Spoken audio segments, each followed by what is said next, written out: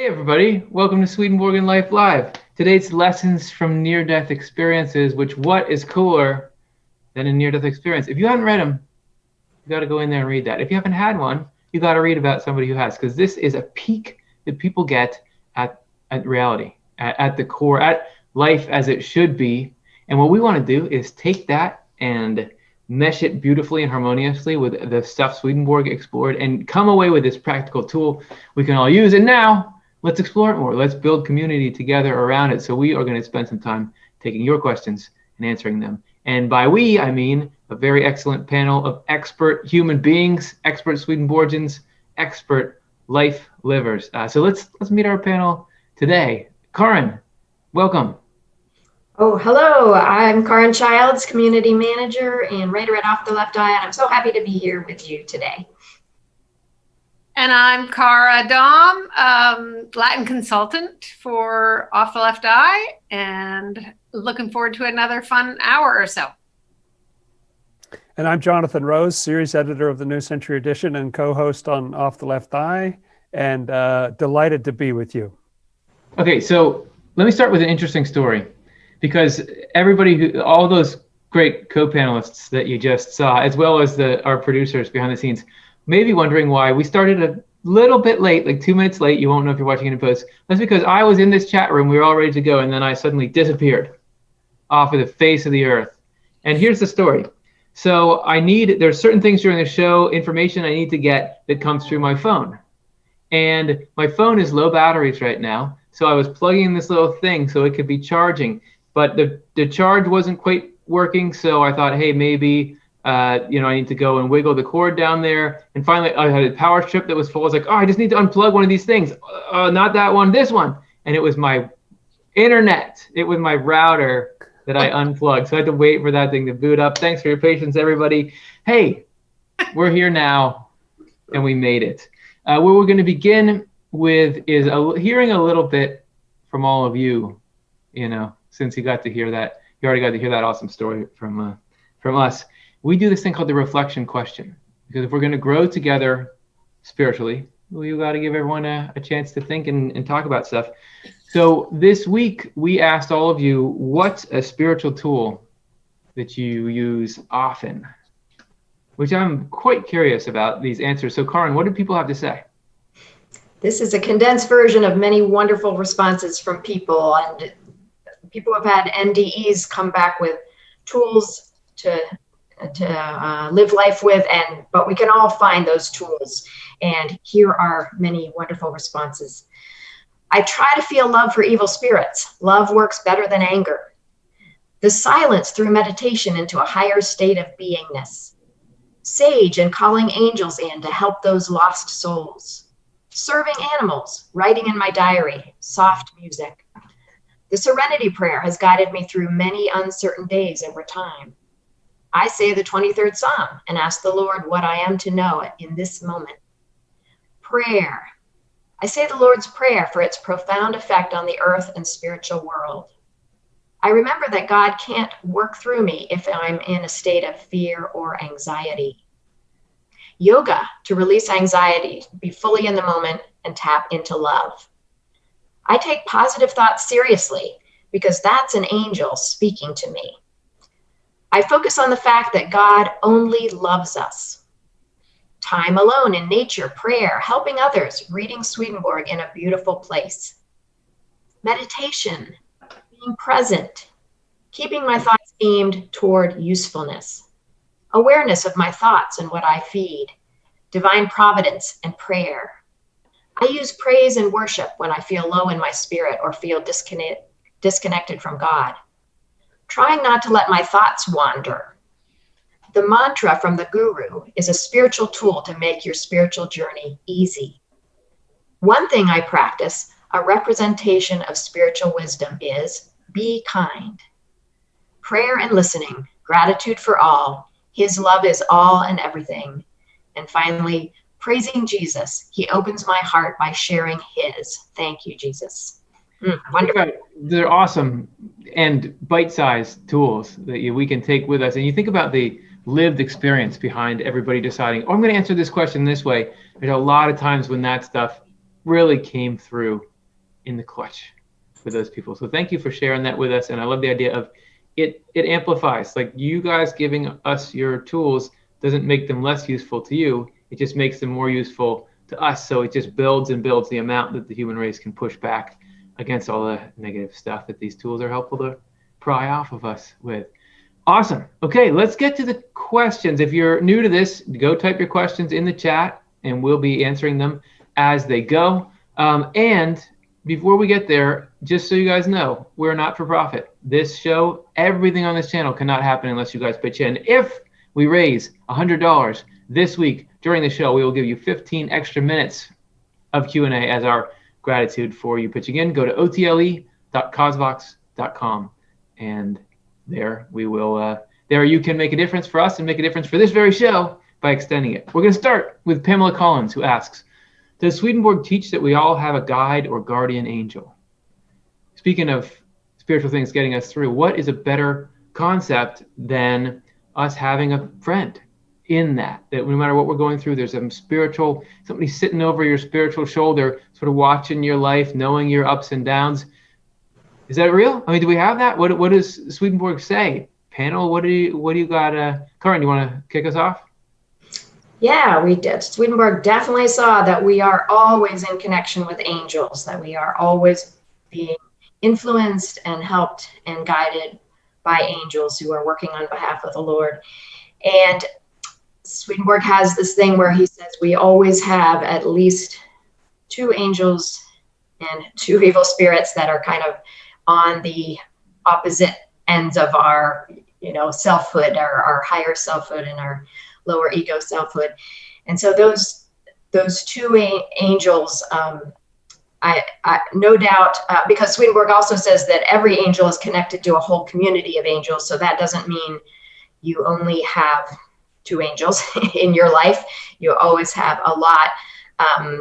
But those 2 angels, I don't know, he didn't specify if those are the same angels all through your life, or there's places where he talks about we change what angels we are hanging out with as we develop through our life. And so we have very, very high loving angels when we're little and innocent, and then we get lower angels just to help us develop a mind and a thinking for ourselves and things, and then it can just keep evolving. If we regenerate, we're getting back in touch with higher angels as well as staying in touch with all levels of angels.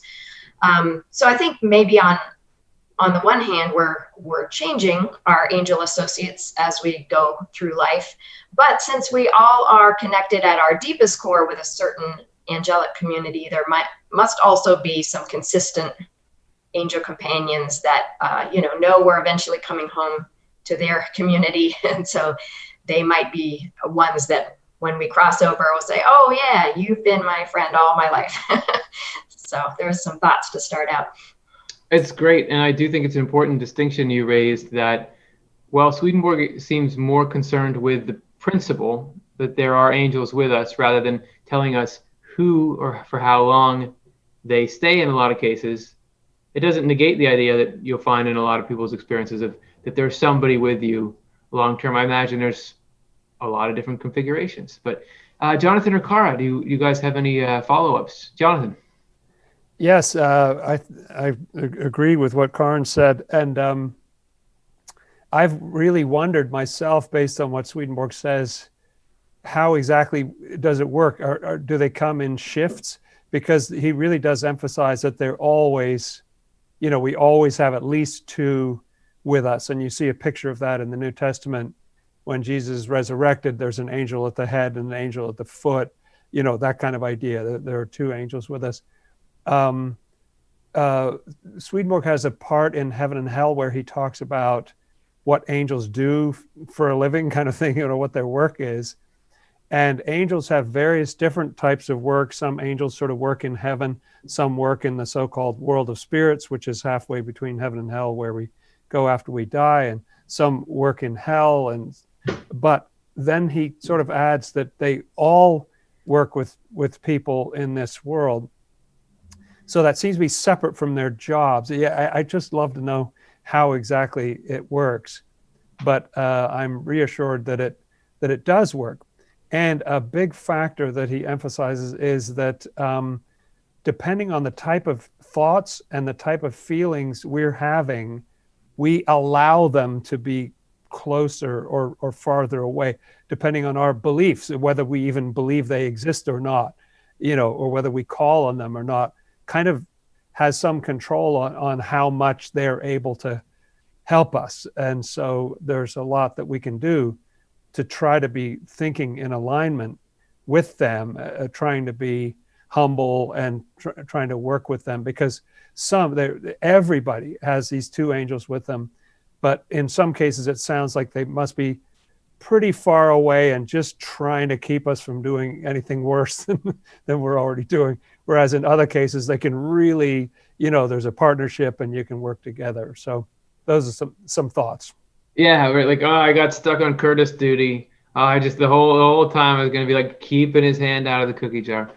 Yeah, it's great. I love getting kind of this tapestry laid out here of all the different data points Swedenborg does give us. Cara, do you want to add something to that? Yeah, just one more thought. Karin basically said everything that was in my mind, but I'm remembering now, yesterday I was reading in the Arcana early on-ish, and it just said something like, angels love nothing more than to, and it listed about 4 things. And the last one was to hang around with human beings and, bring them the influence of heaven and protect them from the influence of hell. So it's high on the, to-do list for angels, apparently. So it was just a cute way of phrasing it in that particular number that I saw. Yeah. And that placement on the to-do list is top down. I mean, this comes right from God, because divine providence has for its purpose, to loosely paraphrase quote, heaven from the human race. So and heaven is individual for everyone. So to get any given individual into heaven, what is heaven other than community with angels under the Lord's guidance? That's the point of everything. So when angels get to do that to help facilitate us moving in that direction, they are doing the thing that is absolutely on the top of the whiteboard for God. So I would imagine there's some resonant joy coming through that whole thing.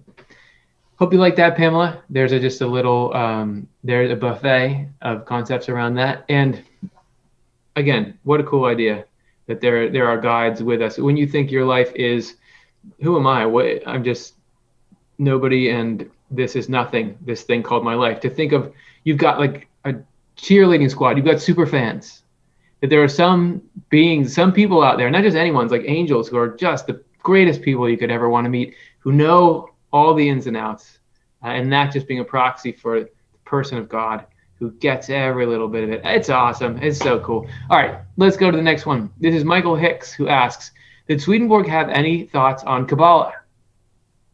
I think that's like the Jewish mysticism, right? Is that right? Okay. Karin, didn't you do some research into this at one point?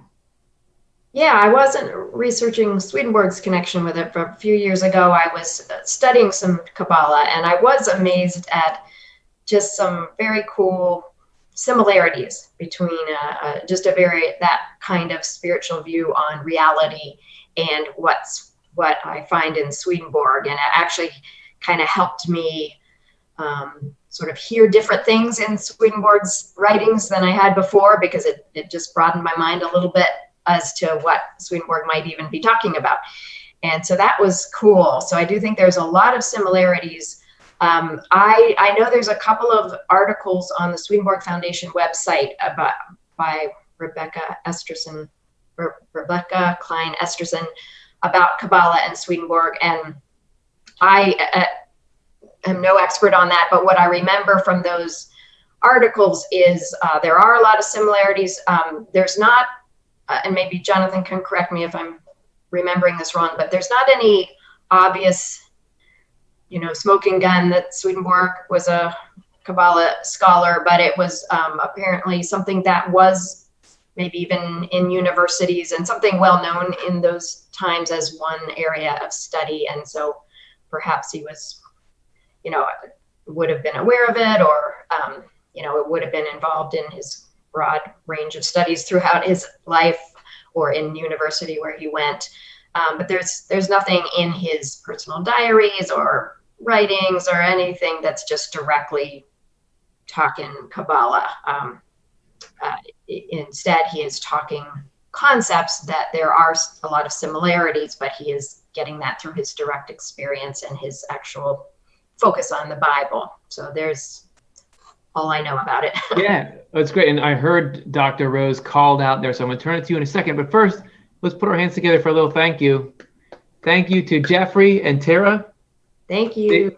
They both have contributed to the Off the Left Eye project. Thank you so much for doing that. We are now creeping up to 50% of the way to our goal. If you guys want to have another 15 minutes, and the 15 minutes is just a token. What it's really about is continuing this programming, all of it, not just this show, but all the programming we do. So thanks so much, guys. If anyone else wants to pitch in, otle.cosvox.com. Dr. Jonathan Rose, what's going on with any official links that you know of between Swedenborg and Qabalah? Well, the first thing I'll say is something a teacher of mine used to say: you could fit everything I know about Qabalah in your ear with no discomfort whatever. However, the Swedenborg's brother-in-law, Eric Benzelius, taught at the University of Uppsala, and he taught the subject of, Jewish mysticism. And Swedenborg studied at the University of Uppsala. He lived with his brother-in-law and was very close with him. There's a lot of letters back and forth.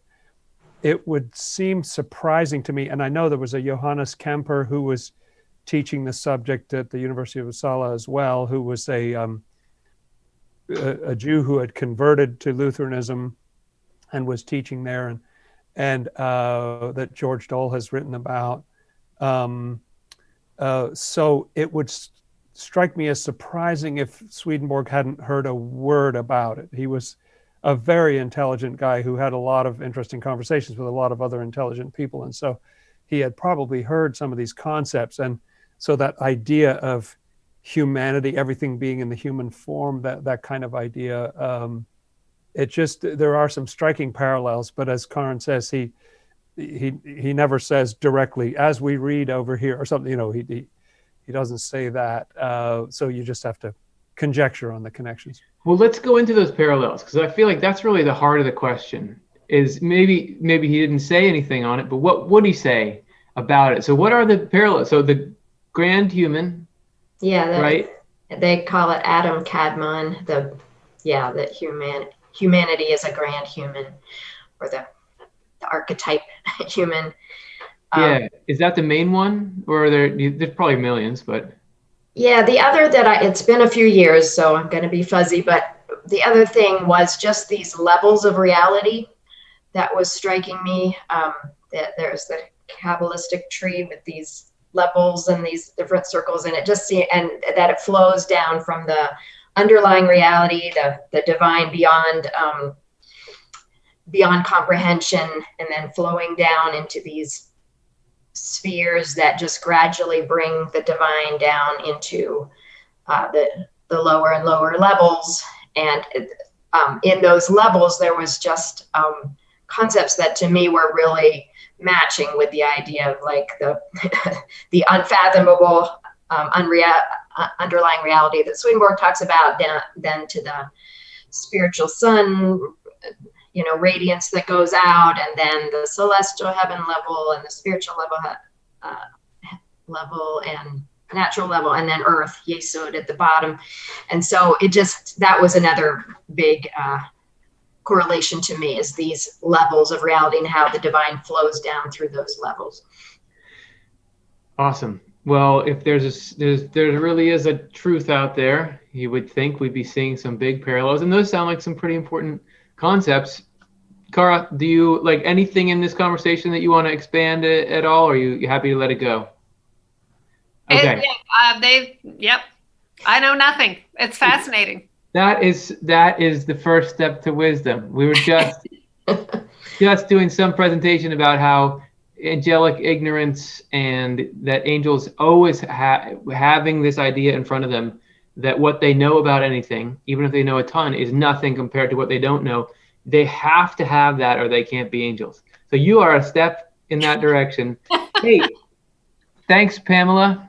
Pamela made a contribution. We're now over halfway to our goal. Yay. otle.cosvox.com if you want to be part of giving an extra 15 minutes to the end of this program. No pressure, but it will help out the programming. Let's go to the next one. This is one we can dig into pretty hard here. So everyone take a breath, drink some water. Julian asks, why do humans struggle so very hard to stay alive in this mortal world when it's all temporary and our work continues on the other side anyway? Hanging on now in the age of COVID-19, it is a difficult thing to do.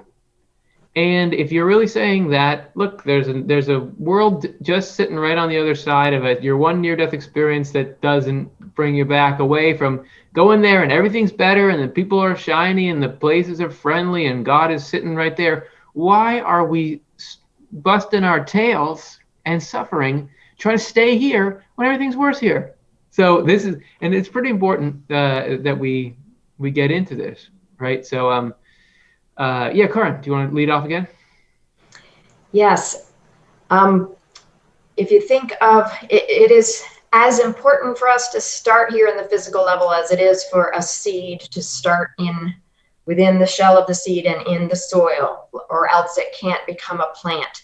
And the physical level was created to be this crucial starting place for us as individuals.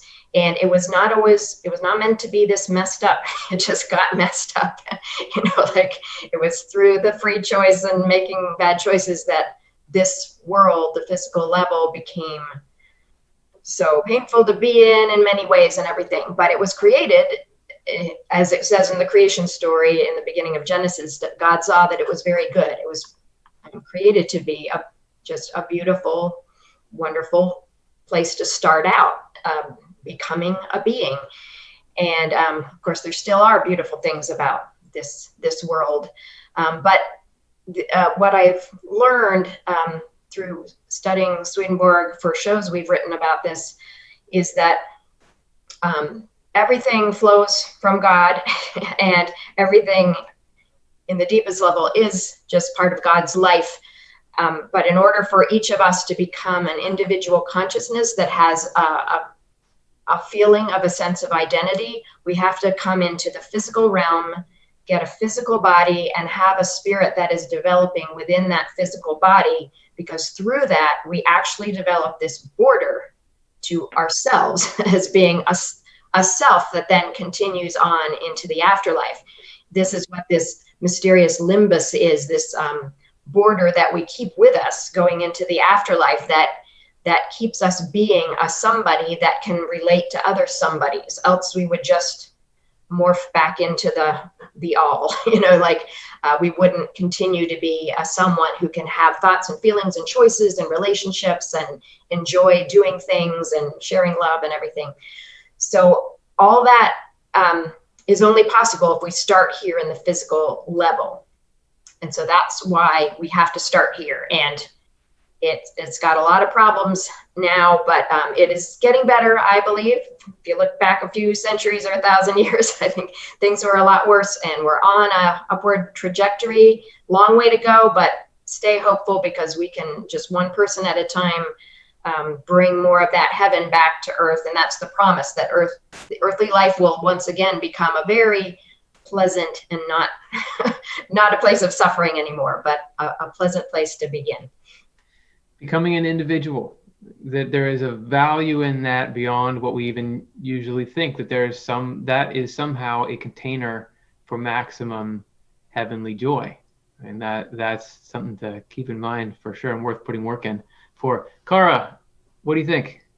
Well, why do humans struggle so very hard to stay alive in this mortal world? I really do think that a lot of it is a fear of the unknown, right? As people say, nobody came back to tell us. That's what everyone's always telling us on this channel. No one ever came back to tell us what it's like on the other side. Right. So it really is a huge matter of faith.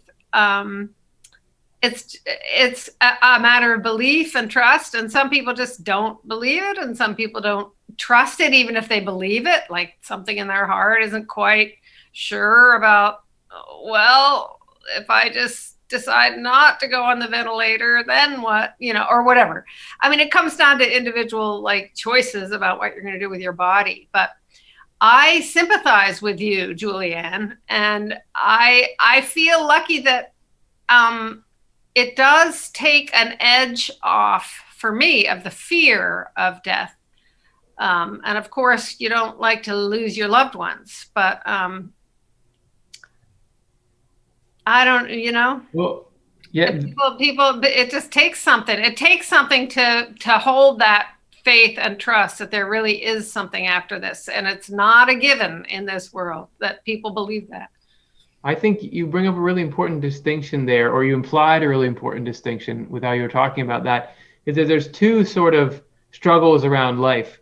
One is where you're 57 and in fine health, and you could put in another several decades in this world, no problem, but you're just feeling like, man, I am working so hard and I'm suffering in all these different ways. Is it really worth it? I want to check out even though it's not time. Versus there's certainly on the other end where you're not going to recover. You're at a point where your body's never going to be able to function well. But are we dragging another week out of it by pumping it full of all these things? So these are sort of these two different places. Because to the first person, you'd want to say like, look, we can find a way to get through this, and you've got so much more to live here and stick around. And to the other person, you might be saying, there's a lot of suffering because you're lacking that trust. So it's just interesting, those two different dynamics there. Jonathan. Yeah, my brother once traveled far up into what used to be called the Northwest Territories in Canada, and he saw the salmon swimming upstream to reproduce and die. And what was so striking about the situation was that the salmon they're swimming as hard as they can and trying to provide for the next generation, and their bodies are literally rotting off, like hunks of flesh are just falling off them. They're falling apart while they're still trying to complete their mission. And I thought, gosh, that says it all, doesn't it? I mean, that feels like the story of my life. And in other words, what a strange situation to have this beautiful world that awaits us, and then to have this weird world, which is wonderful in so many ways, but also very strange and subject to pain and sickness and problems that, and you wonder why, like, what's the point? And I had the thought at one point that it's a little bit like, when you go to see a doctor, what you really want to do is you want to see the doctor, but you spend a lot of time sitting in the waiting room. And I thought, well, here we are in the waiting room for eternity. And yet there's this tremendous amount of attention. Usually in waiting rooms, you get a lousy chair that's uncomfortable to sit on for more than 20 minutes, and you don't get much to read because, it's just a waiting room. And yet the attention that goes into this world seems more like it's more than a waiting room. Something very, very important is going on here. So one thought is that there's a lot of good stuff that we can do for other people here. If you have to have anybody here, then it's good to have other people here, and you can help other people and have compassion and so on, which creates a society, which is a good thing. But also for our own selves, as others were saying, important stuff happens here. One thing I've thought about is that we have spiritual privacy here. Like you make a decision and people can't really tell what you're deciding. I think it's kind of important. When we go to the other world, it's an honest world and everybody can see what you're choosing. And so I think there's something to that spiritual privacy that happens here, why it's important. And Swedenborg does emphasize that we can be, even going through this messy world and getting dirty ourselves, we can end up as pure as those who die as newborns, who hardly have that experience in this world. So there really can be positives here. I agree with what Karin said about sort of the formation or so, and that kind of envelope and the sort of usefulness that you can have. And we just talked earlier in this show about all these angels who are paying attention to us. We're sort of wanting to be in this conversation. Hey, what is it like where you are? What we can't wait to go there. And they're all like, well, I don't know. I'm interested in what's going on in your life. What's going on down there? And so the two worlds want to be together, and this is a foundation. And like the drain in your bathtub, so too many analogies per minute, I'm sorry, but like the drain in the bathtub, that's where all the hair and junk accumulates, we're at the lowest level. And so it gets messy, but something has to be the bottom of this whole thing. And a lot of divine energy, Swedenborg describes, comes all the way out to this outermost level and then returns from there. And so he describes scripture as being so powerful because it's here in the physical world. It's right down in earthly language. And so it's a great mystery that you put your finger on there. But I do feel like much as it sounds great to know, I just want to go to heaven now. Like, why do we keep dealing with this, realizing what this is like here? But like the salmon, we've got a job to do. And even if we're sort of limbs are rotting off and everything, it's important that we're here. We'll have plenty of time to enjoy eternity. Yeah. Well, don't worry. We just got our metaphor budget increased this year. So you can use as many of those as you want. And I want to expand on the last point that you were making about the layers of reality and things resting on here. Because there are two things happening in this world that you might not be aware of that have to happen. So it's both that we are an essential outer layer for consciousness. Angels couldn't exist without us. And the second one is the kind of angels we become after going through this life can't be made any other way. So I'll expand on those just briefly. So the outermost level that Jonathan was talking about, we think of angels, oh, this is so great. These angel guides are coming and helping us, and we barely can bumble around in life. And then these angels come and they are super powerful and super great. But Swedenborg asserts in several places that without our minds as a lowest level of consciousness, heaven would have no foundation and would collapse. Like heaven, unless there were some of us here putting in the work to be human beings, there couldn't be a heaven. So somebody's got to do. You, just by being here, are pulling some of the weight of allowing heaven to continue. And it's not forever. It's for a while, but there's got to be perpetually people doing it. And that may sound arbitrary, but there are very, very clear reasons. You could look at it in a microscope and see just why. It's just like you've got to have skin on the body. If nobody's the skin, doesn't matter how good the internal stuff is, it's all going to die of exposure. So we are providing an essential service for heaven right now. And then, sure, some people die as newborns and they get to go up to heaven and be really pure and happy, but they lack some things that we have here. Swedenborg was talking to one of them and noticing that they didn't have a concept of what evil was. Whereas we're here, we see it and face it and push it out. Again, the human body, as we were talking about Adam Kadmon with Qabalah, it is the model of heaven.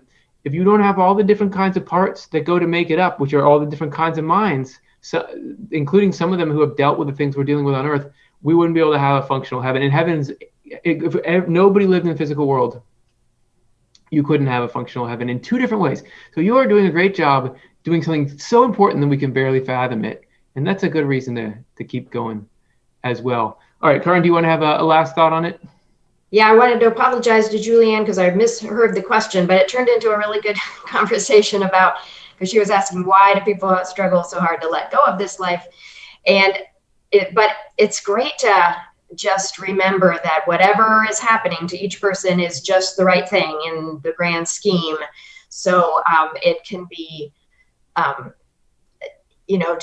not conducive to our happiness to just like be afraid of dying and try to put that off in any way possible, because as Julianne points out, we're going to just continue on. But also it's good to just, if we're here, to just say, well, while we're here, it's really important work we're doing. It's super important. So don't need to, just consider it just waiting around for wasting time. We're doing super important things. And heaven needs angels who have gone through a lot in this life, because only those kinds of angels can help us fix things in this world.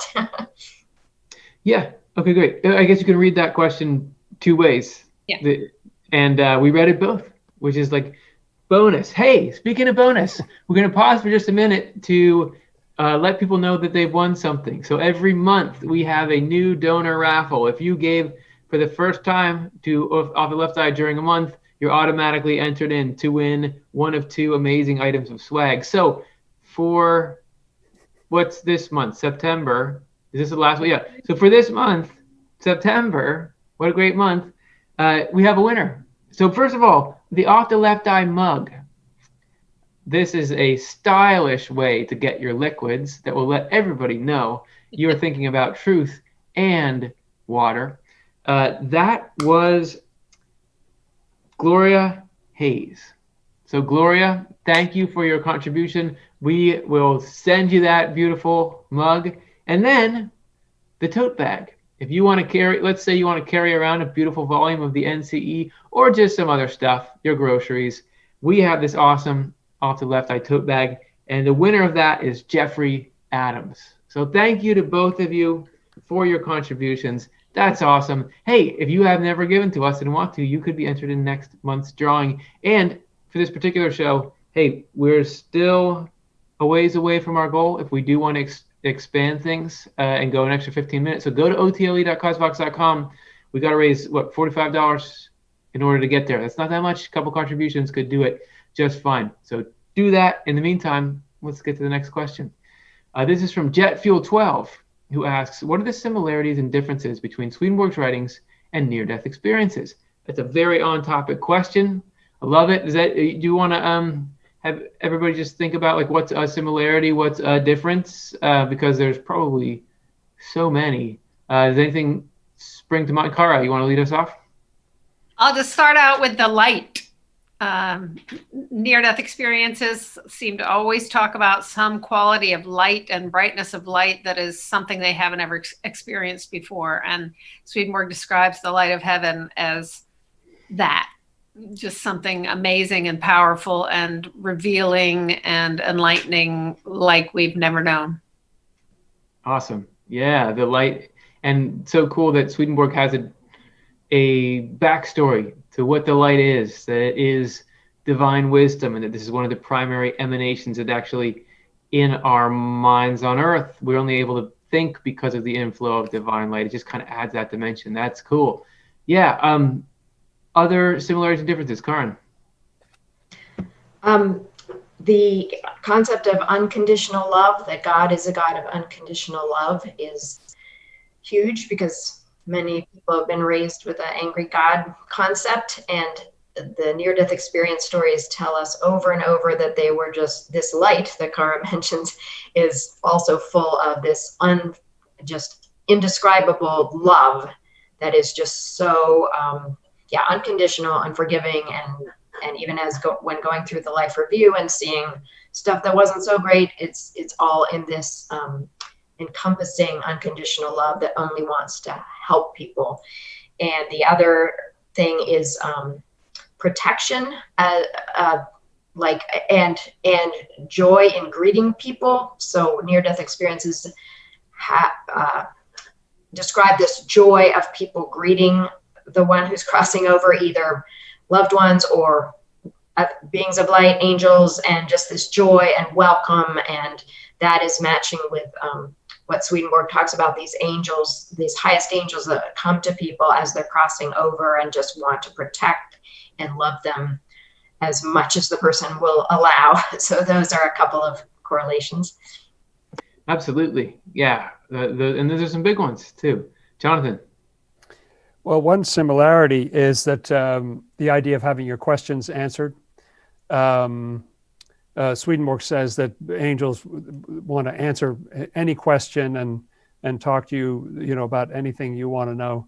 And near-death experiences, often there'll be that, well, how was the world created, and what's everybody doing, and why do we suffer? And getting questions answered. Similar. I love this question, by the way. I think it's a fantastic question. The kind of a difference between near-death experiences and what Swedenborg says is that a lot of people talk about the tunnel and also about a life review. Swedenborg doesn't specifically talk about a life review. He certainly talks about the fact that the events of your life come up and you process them, but it doesn't sound like it's right at that moment when you pass.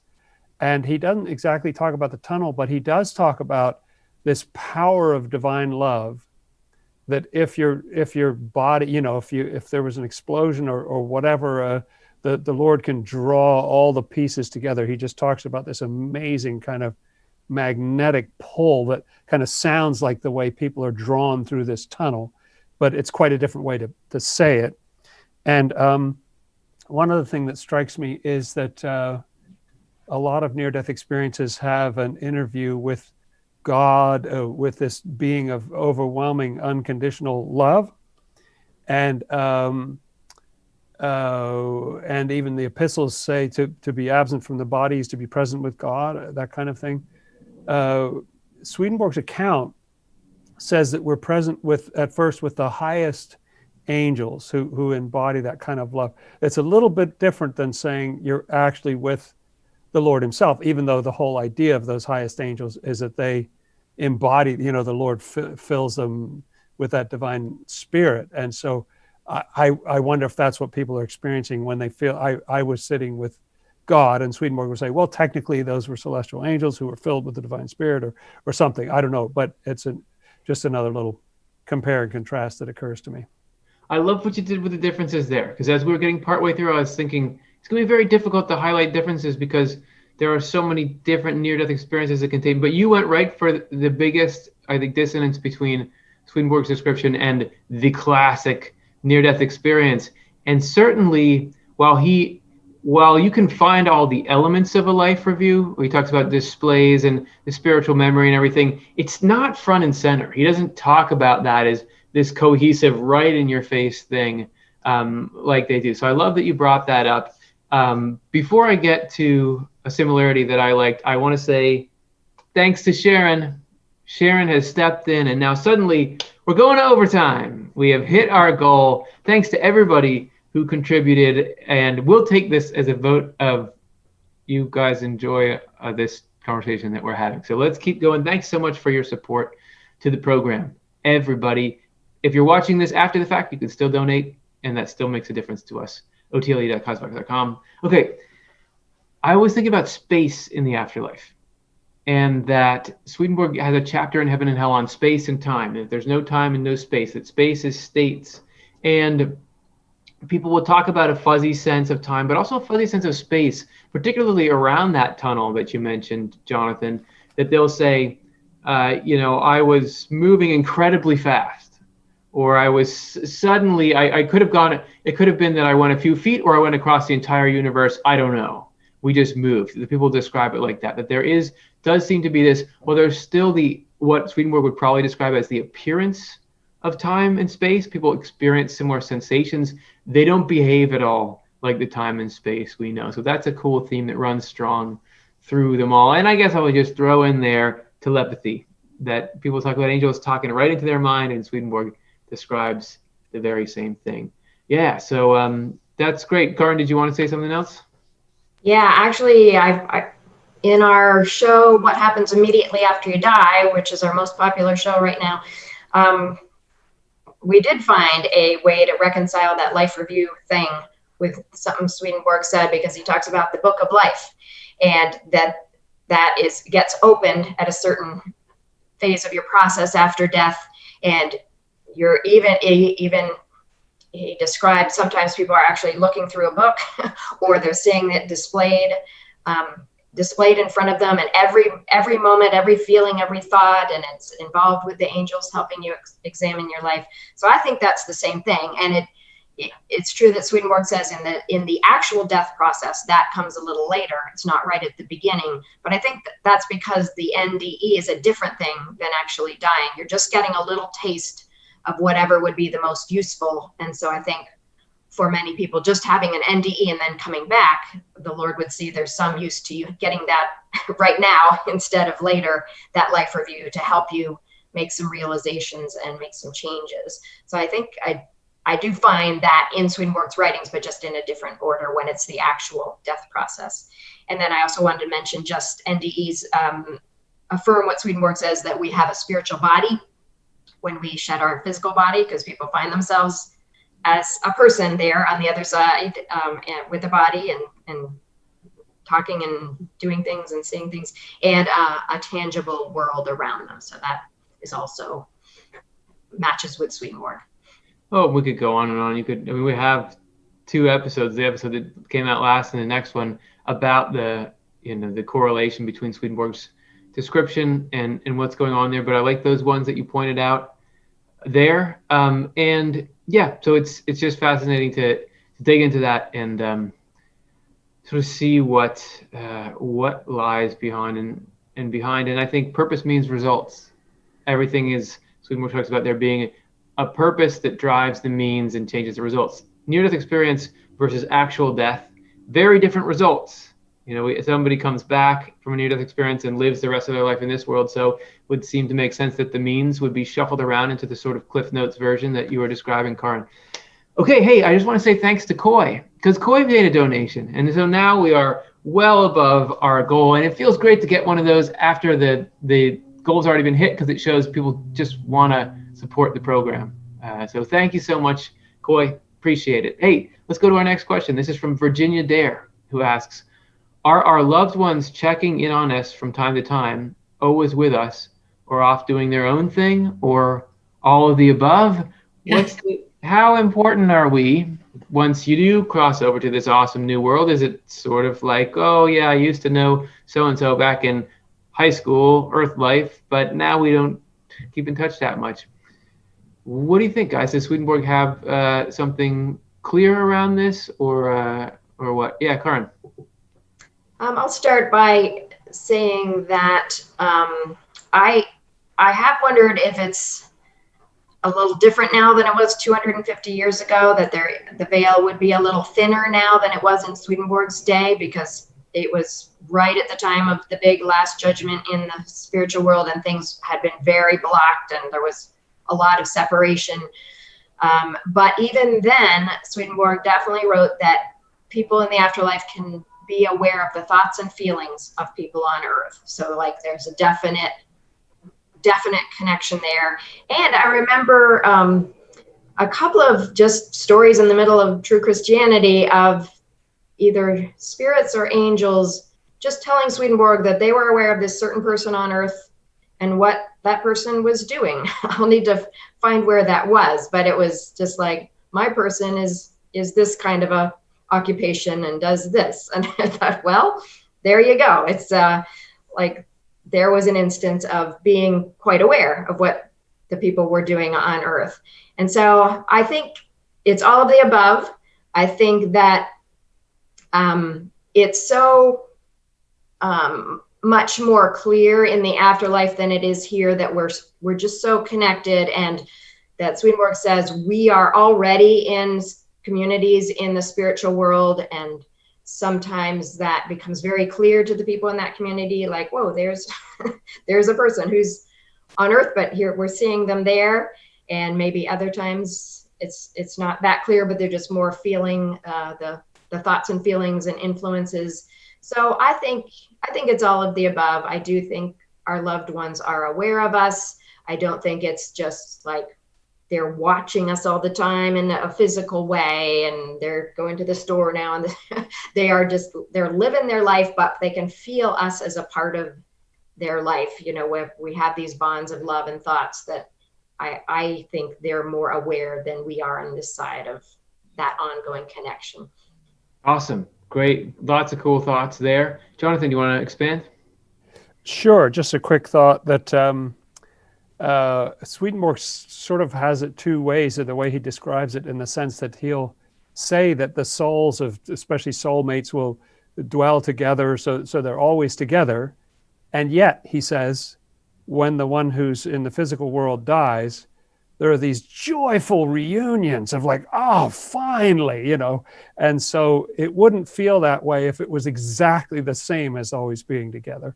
So there must be something that's a little not like full contact. It's more maybe like the way you think of somebody when they're off doing something in a different room, or, you feel connected, but it still feels so good to actually be fully together again. So that's just a thought. That's great. And I really hadn't put two and two together like that, but it seems to me that is one of the clearest references Swedenborg has to people who knew each other dwelling together, the spirit of one deceased married partner dwelling with the other. That's great. That's great to apply it like that. And it is kind of, it really shows you what Swedenborg was going for, that this is always the question people have first. And yet we have to kind of piece together his answer from like sifting through things. You'd think front and center, is my person who died around me or not? But he had a different mission. And that's maybe why he's such a good complement to the NDEs, because the NDEs are giving you what you want, whereas he's got this broader agenda. Yeah, Kara. Just pointing to the fact that Swedenborg talks about love being the most real thing and an eternal thing. So if you love somebody on the other side in some way that is continuing, that doesn't just fall into nothing.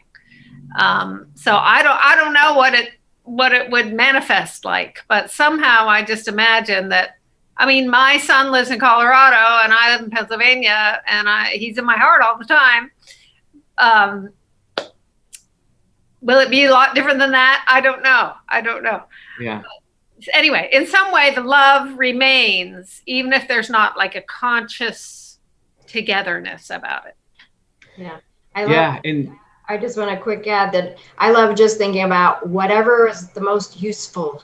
I mean, the Lord is always, like, there are definitely stories of somebody just like seeming to be very aware of their loved one on earth for this moment, and then sometimes not. And whatever is the most useful, and we don't know that big picture usefulness, but I like trusting that the Lord's got it. And going back to something you said earlier, Karin, about the state of the world a couple hundred years ago, and that it could have been the veil was thicker, as they say at that time. I do want to draw our attention to that once the spiritual world got wind that Swedenborg could be this channel between, he describes people saying, hey, tell my family I'm okay. Which, even if they couldn't communicate, it means that was their first thought, was, hey, tell my family that I'm okay. And that means that you haven't left their mind, and doesn't mean that they're not aware of you, they just couldn't get through to you. And it's important to show that they wanted to tell you that. It's not that they were, well, they're on Earth, we'll leave them. And they're like, oh, we found a workaround. We can get through this Swedenborg guy. Swedenborg at the time says, listen, I can't go tell the people that. They're going to think that I'm crazy. Which, just the fact that nowadays, it's not that crazy, a lot of that sort of stuff. Maybe we are just getting more accepting of spiritual things and getting more common. Okay, let's go to the next one. Tim Wood, and I love this. I love when a question comes in that I know we're going to have a really good Swedenborg answer to. It's fun to sort of piece things together, but when there's a really clear answer, it's really fun. So hopefully you guys see this question having that. Tim Wood asks, will we have seasons like spring, summer, fall, and winter, and weather in the afterlife? Kara, are we going to, does that stuff leave with the world? Well, he talks about heaven being an eternal springtime. But he does talk not so much in terms of seasons, but in terms of time of day. Like we have the mornings and we have the afternoons and we have the evenings, which are all about our proximity in our spirit to God's love and truth. But I can't think of him talking about seasons other than heaven being like an eternal spring. Okay, we got to start. Eternal spring, the day-night cycle, which are really these miniature seasons that we go through, being driven not by Earth's rotation, but by the rotation of our state. Yeah, Jonathan.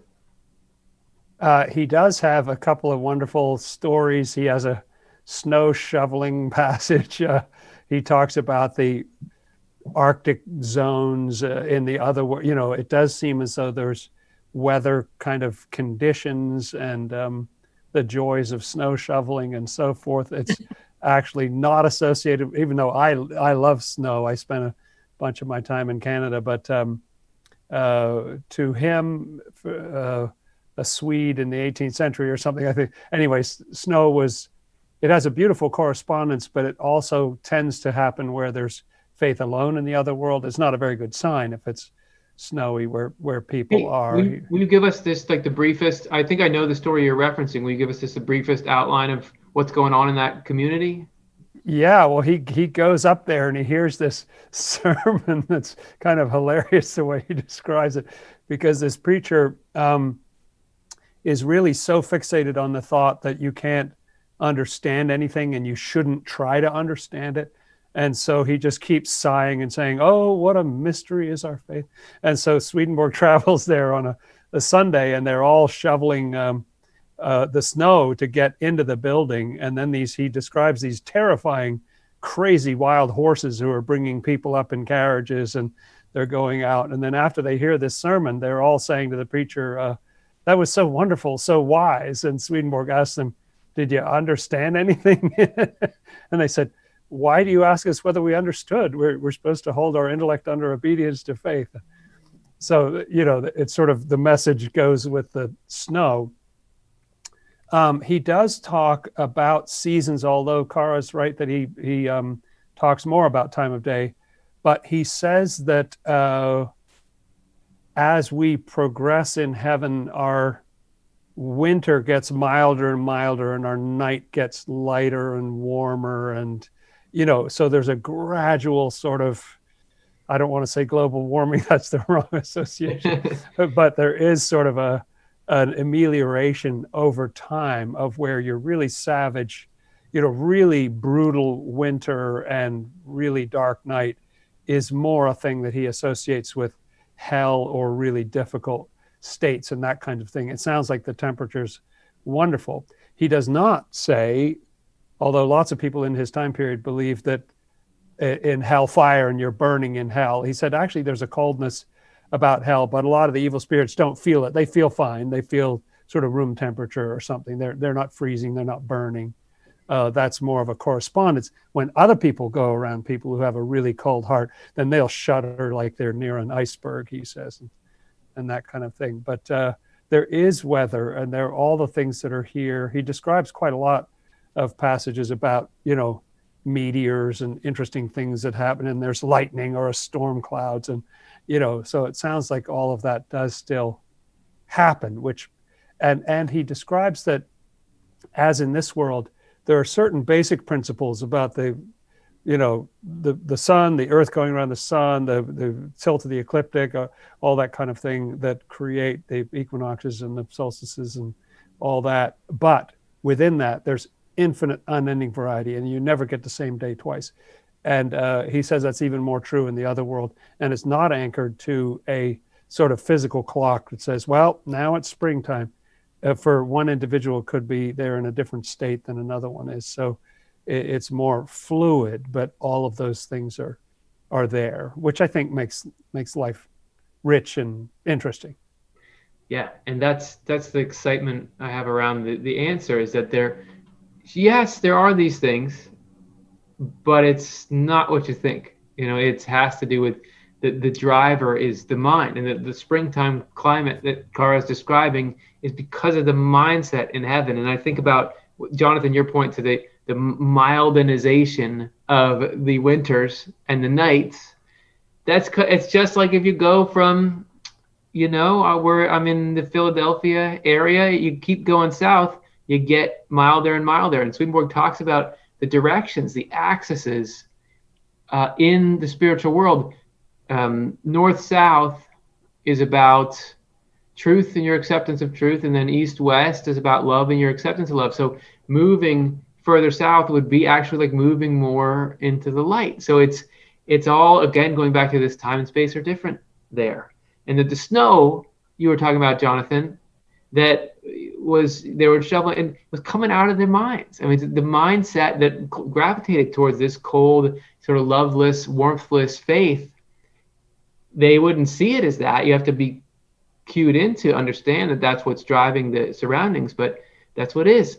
Okay, Karin, do you have other thoughts on this cool and wide-ranging subject? Yes, I really like thinking, as Kara mentioned, about that. He does, Swedenborg describes a ton, but he can't describe everything, not everything that happens in the afterlife, not possible. And so if you think about that, he does describe the cycle of a morning, noon, afternoon, evening sort of states, that cycle in heaven. It really makes sense to me that there would also be cycles around you of seasons. And if you think of every season on earth has a beautiful aspect to it. So there could be the beautiful aspects in heaven. Like, I'm thinking, why do I love fall so much? Why is, even though everything's dying, and but there's this beauty, and there is a beauty in, as you're getting ready to let go of one state or one phase of life or something, there's a beautiful looking back at what was lovely about it, which is those colors coming out, as the green is dying away, but you see what was underneath all the time. And there's a beauty to letting go of a state and getting ready to sort of have a rest period that is winter, and then starting anew. So I think I imagine that every beautiful aspect of every season would be available there for you to enjoy in heaven. And that idea of the what I think of is of the eternal springtime concept is that feeling of, Swedenborg says that in heaven every day there's something new.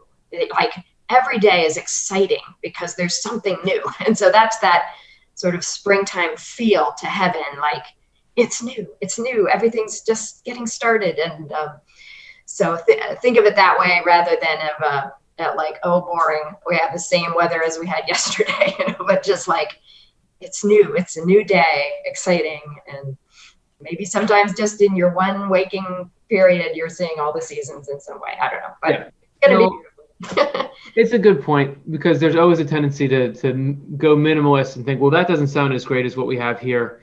And I am thinking about the first fall day. There's not so many advantages to living in a climate that gets cold as I have my whole life, because you have to slog your way through the winter. But I will say, the first day that it's cold in fall is just so invigorating and exciting.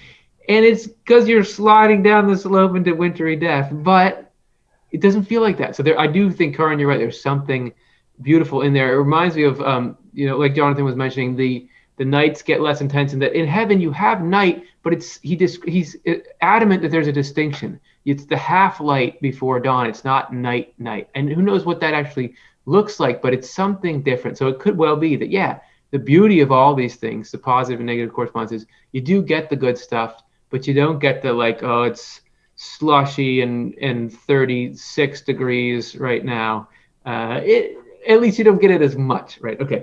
Hey, I didn't even realize we were so engrossed in that question that we're in the bonus round right now. We are into the place that's been brought to us by all of you donating. Thank you so much. Let's go forward. This is Robert Martin, who asks, what are your feelings about most NDEs reporting coming to Earth many, many times? And Swedenborg says we only come here once. Hey, there's a big difference between NDEs. I'll lead off, and I don't know if this is going to kill this conversation or not, but we did do a show called Do We Reincarnate? And in there, we did our best, to say, what is the interface between this idea of returning to the Earth multiple times and only being here once and then moving on? Which Swedenborg, if you just had to say it really quickly, you'd say, oh, he's in that second category, that you live here on the Earth once and then you move on. But there are, as there always is, these subtleties and these layers in which there are ways in which a lot of them in the spiritual world, you do go through cycles a lot, like is described by reincarnation, but it's not the same as coming back here. So there's that show I'll refer to everyone to, but does anyone want to add anything pertinent to that now? Jonathan? Well, I at the risk of complicating things, I'll see you and raise you the fact that often in these near-death experiences, and I'm not aware of all of them, of course, but you will also have kind of a separate Trinity. Sometimes you'll have like the Holy Spirit, or right. Jesus is separate from God and that kind of thing, which also doesn't agree with Swedenborg's theology. And so those things do really get you thinking. I know of one famous case, I won't say the name of the person, but I met the person, talked with them personally, who had a near-death experience, published a book about it. And the experience itself didn't say anything about reincarnation, but he decided as he was processing it in subsequent weeks that there must be reincarnation, which struck me because he saw his sister in the other world. And seeing loved ones in the other world is a little harder to reconcile with if you're recycled. What are they doing? Aren't they back? Aren't your grandparents back here? You know, Yeah. it's sort of hard to figure out the logistics of how you see deceased loved ones if there's reincarnation. And part of I don't have a great answer, but I think when you're having near-death experiences, I think you're in the world of spirits. And the world of spirits, midway between heaven and hell, the place we go after we die. And that is a world of appearances. Swedenborg says, like, you'll see even kind of mythical creatures, or you'll see unicorns, or you'll see the kind of things you read about in the book of Revelation. And in other words, it's a world of symbolism. The buildings are symbolic and so on. And so I wonder if some of what people experience there is a symbolism rather than the real underlying reality. The symbolism, as the show you referred to, Curtis, says, is that reincarnation is all about rebirth. You know, we do become new. We have a new heart and a new understanding, and that keeps happening over time. The logistics of how you sort of come back into the flesh and all that stuff, I've never really been able to work that out in such a way that it makes sense to me. But it's true that is a distinction between a lot of NDEs and what Swedenborg says. That's great. Thanks for expanding on that and complicating it and everything we need to do to ensure there'll be a next conversation. But no, that's really good insight. Karin, did you have something? Yeah, I'm interested that Robert says most NDEs. That hasn't, maybe I'm reading different ones, but that hasn't been my experience in reading NDE stories, that most of them have a reincarnation idea to them. So that interests me. But yeah, I think that what I get from Swedenborg is that it's actually more, the purpose of the NDE is really not to describe the absolute accurate system of the afterlife. It's this little glimpse, and the main point is just to have the person have some sort of wake-up call to something that needs changing, or an emphasis that love is the most important thing. We're all connected, like these things that were said by our guests on the show this week. We're all connected. Love is the most important thing. Be kind to the person in front of you. And you're always being helped. So it seems to me that is the main purpose of the NDE. It's not to tell you this is exactly how everything happens. It's like, here is a little experience to teach you something about love. And part of the mercy of the Lord is the Lord works with whatever state of mind or whatever belief system the person is comfortable with during that experience, as the Lord does when a person actually dies and is first in the afterlife. Like, the person who crosses over will first be in and is allowed to explore the ways that they believed heaven is, or how they've pictured things, basically, because only by sort of trying that out and mulling that over for yourself might you want to maybe learn a different point of view. So I think near-death experiences are always very influenced by people's states of mind and belief systems, and we're more worried about was that the right information, or is this or this? And the Lord is just so much more patient and long-term than that. It's just like, just wanted a message of love to get through, or a wake-up call about something maybe you need to change direction in your life, and the rest of the information can come later. So there are many people who just find it easier to make sense of life if you come back to this world and have another chance. To me, it makes sense what Swedenborg describes, that you still continue to learn and go through cycles in the afterlife. You don't need to come physically back here. But if that's the most, a comforting concept, the Lord's not going to rip that away from people. And so, yeah, there's some thoughts that our state of mind is allowed to stay with us, not get ripped away from us right away. Yeah, and either way, we got to make sure that we can, if we have divergent viewpoints on something even that's big, like the nature of our fate after death, that we can get along and that we can we can agree on the love side of things, and then hope the truth sorts itself out. Let's try to sneak one more in there. There's just a couple minutes. Let's go really fast. Sharon Batten asks, and maybe we just give this a quick thought here. How do you know if it's loved ones or just your mind playing tricks on you? I often talk to my partner every day, but it appears that she's answering me, or is it my mental state? And this is, I think, one that we're not going to be able to give something definitive on, but I'd love to hear a thought or two. Yeah, Jonathan.